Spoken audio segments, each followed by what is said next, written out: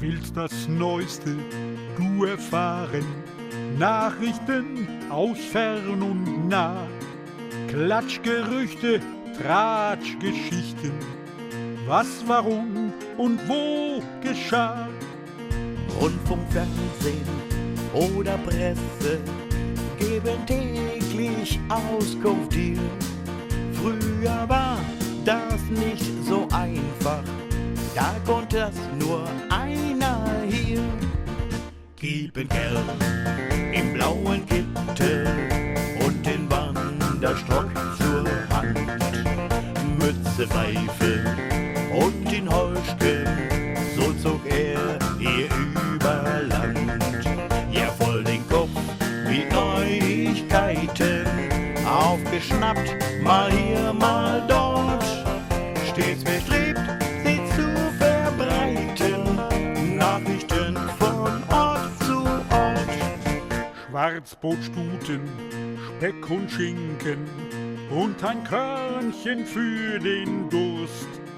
Vollgepackt war seine Kiepe, auch mit Eiern und mit Wurst. Was in jedem Supermarkte man heut alles kaufen kann, brachte früher frisch vom Lande allseits ein bekannter Mann.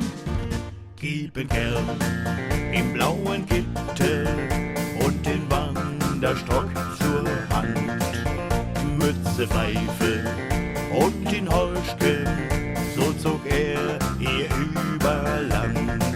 Ja, voll den Kopf wie Neuigkeiten, aufgeschnappt, mal hier, mal dort, stets bestrebt, sie zu verbreiten, Nachrichten von Ort zu Ort. Journalist, Lokalreporter, Biowarenlieferant, Informant und Fachberater, wird so mancher heut genannt. In den guten alten Zeiten gab es so etwas noch nicht.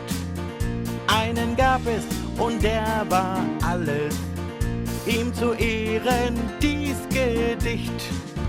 Kiepenkerl im blauen Kittel und den Wanderstock zur Hand, Mütze, Pfeife und den Holzken, so zog er hier über Land.